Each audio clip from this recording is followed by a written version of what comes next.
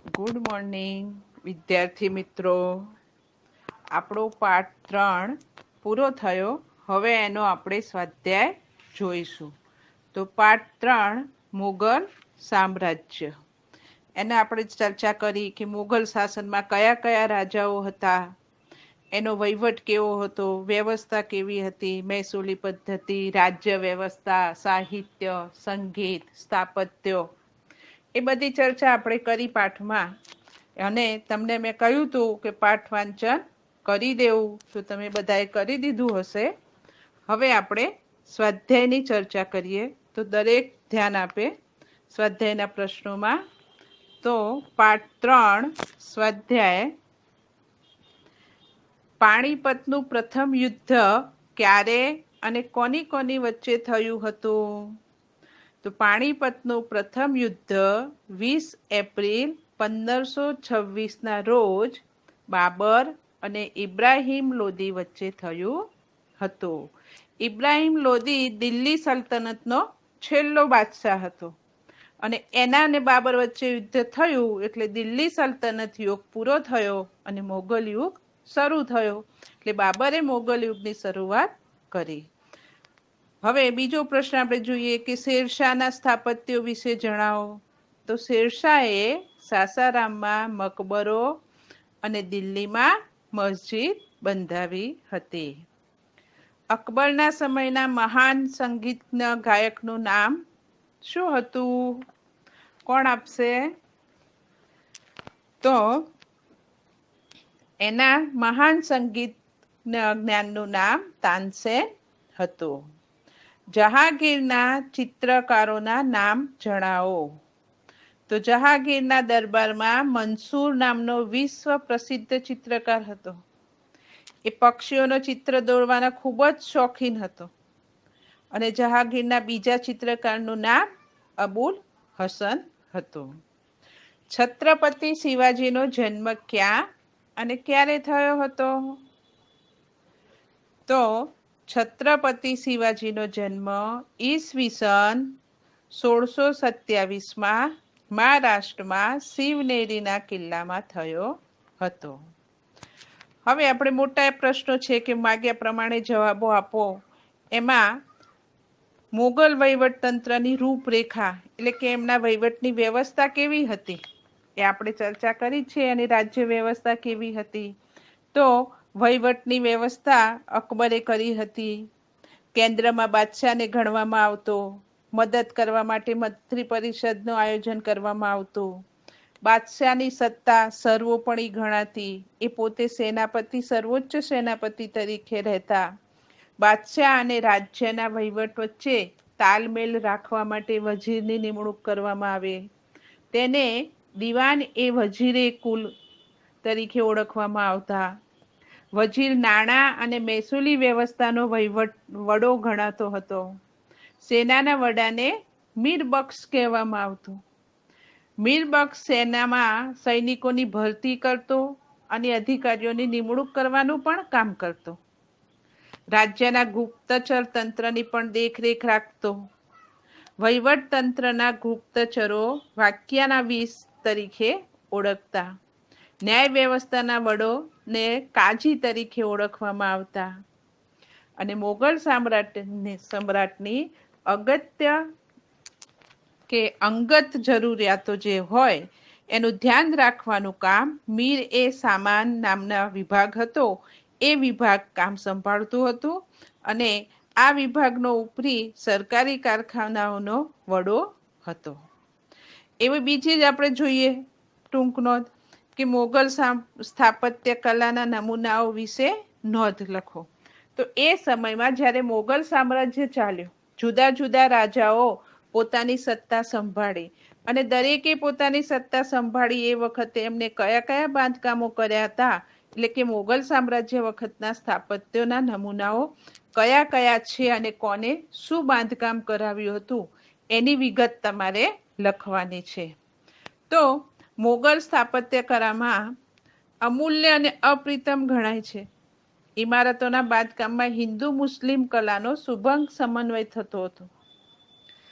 એમાં જોઈએ આપણે તો બાબરે પાણીપત પાસે કાબુલી મસ્જિદ, સંભલમાં જુમા મસ્જિદ અને આગ્રામાં પણ એક મસ્જિદ બંધાવી હતી. અકબરે આગ્રામાં કિલ્લો બંધાવ્યો. આગ્રાથી 36 કિલોમીટર દૂર સંત શેખ સલીમ ચિશ્તીની યાદમાં ફતેપુર સિકરી નામનું નગર વસાવ્યું. અકબરે ગુજરાતના વિજયની યાદમાં બુલંદ દરવાજો બંધાવ્યો, જે ભારતનો સૌથી મોટો દરવાજો ગણવામાં આવે છે અને છે પણ ખરા. આ ઉપરાંત તેને અહીં સલીમ ચિશ્તીની દરગાહ, મસ્જિદ અને પંચમહલ વગેરે સ્થાપત્યો બંધાવ્યા હતા. જહાંગીરના સમયની વાત કરીએ તો એમના બંધાવેલા સ્થાપત્યોમાં સંગે મરમરનો સફેદ આરસ પહાડનો ઉપયોગ ખૂબ જ કરવામાં આવ્યો હતો. શાહજહાંને ઇમારતો બાંધવાનો ખૂબ જ શોખ હતો.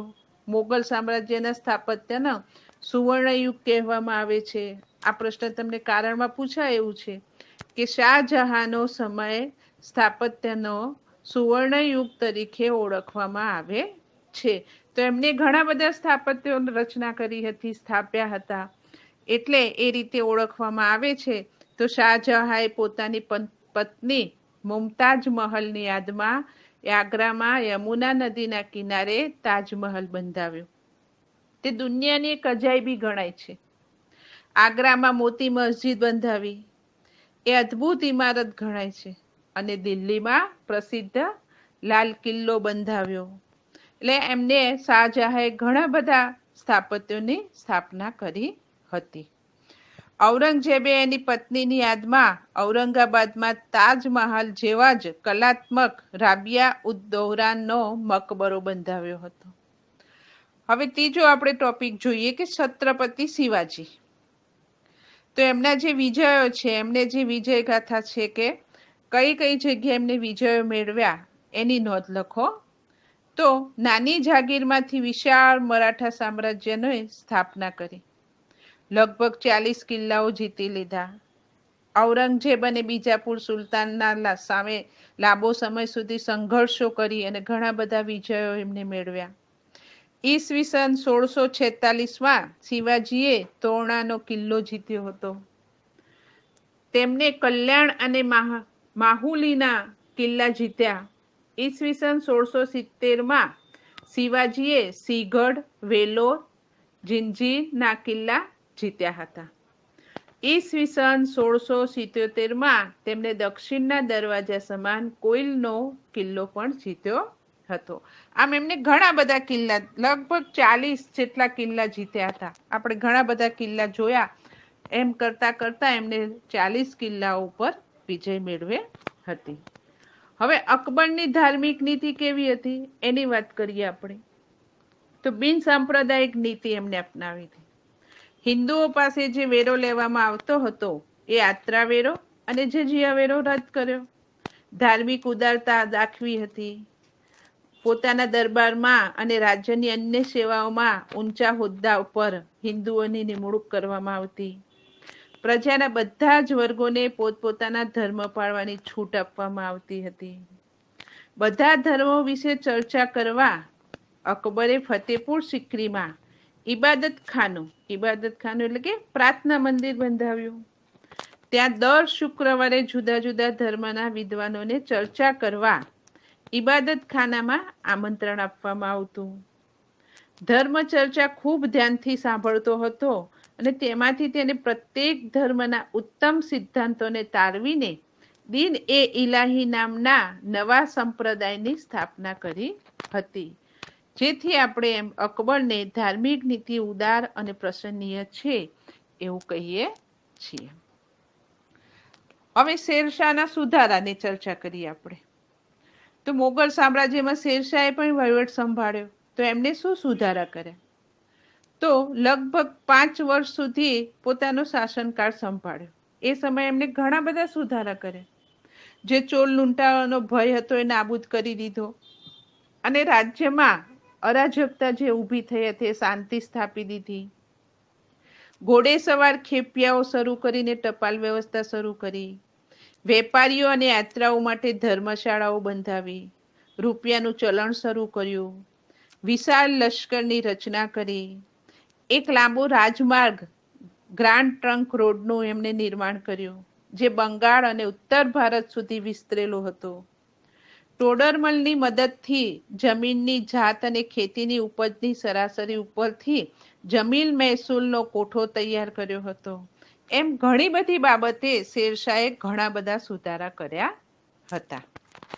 હવે આપણે આગળ પ્રશ્ન 3 જોઈએ કે જે વિકલ્પો આપેલા છે એ વિકલ્પોમાંથી તમારે સાચો જવાબ શોધીને લખવાનો છે. તો એ વિકલ્પોની વાત કરીએ આપણે તો પાણીપતનું બીજું યુદ્ધ ખાલી જગ્યા અને ખાલી જગ્યા વચ્ચે થયું. તો કોની કોની વચ્ચે થયું હતું પાણીપતનું યુદ્ધ? કોણ કહેશે? તો પાણીપતનું યુદ્ધ કોની કોની વચ્ચે થયું એ તમારે શોધી કાઢવાનું છે. કોણ શોધી કાઢશે? બોલો જો. તો પાણીપતનું યુદ્ધ અકબર અને હેમુ વચ્ચે થયું હતું. બુલંદ દરવાજો કોને બનાવડાવ્યો હતો? બુલંદ દરવાજો અકબરે બંધાવ્યો હતો. દિલ્હીનો લાલ કિલ્લો ખાલી જગ્યાએ બનાવડાવ્યો હતો. કોને બનાવડાવ્યો? તો શાહજહાએ. અકબરનો જન્મ ખાલી જગ્યા નામના સ્થળે થયો હતો. તો શું આવશે? અમરકોટ નામના સ્થળે થયો હતો. તો અહીંયા આપણો સ્વાધ્યાય પૂરો થઈ ગયો. તમારે સ્વાધ્યાયના પ્રશ્નો સારા અક્ષરે નોટમાં પ્રશ્નો અને જવાબ લખી દેવાના. એ સાથે આપણે થોડા બીજા પ્રશ્નોની ચર્ચા કરીએ. તમે ધ્યાનથી સાંભળો અને આ પ્રશ્નો પણ તમારે યાદ રાખવા જેવા છે. એટલે આપણે થોડા પ્રશ્નોના જવાબની ચર્ચા કરીએ. નાના નાના પ્રશ્નો જોઈ લઈએ આપણે. તો ભારતમાં મોગલ સામ્રાજ્યની સ્થાપના કોને ક્યારે કરી હતી? કોણ કહેશે? તો તેની સ્થાપના ઈસવીસન 1526માં બાબરે કરી. મોગલ શાસકોમાં કોનો કોનો સમાવેશ થાય છે? તો બાબર, હુમાયુ, અકબર, જહાંગીર, શાહજહાં અને ઔરંગઝેબનો સમાવેશ થાય છે. હુમાયુને ઈરાન કેમ જવું પડ્યું? તો કનોજના યુદ્ધમાં શેરશાહે હુમાયુને હરાવ્યો. હુમાયુ બાદશાહમાંથી બેરોજગાર થઈ ગયો, એથી એને ઈરાન જવું પડ્યું. હુમાયુએ ક્યારે ભારત પર ફરીથી પોતાની સત્તા જમાવી? તો ઈસવીસન 1555માં ભારત પર ફરીથી પોતાની સત્તા સ્થાપી. શેરશાહે કોને હરાવીને ભારત પર પોતાની સત્તા સ્થાપી હતી? તો શેરશાહે હુમાયુને હરાવીને ભારત પર પોતાની સત્તા સ્થાપી. શેરશાહે કયા રાજમાર્ગનું નિર્માણ કરાવ્યું હતું?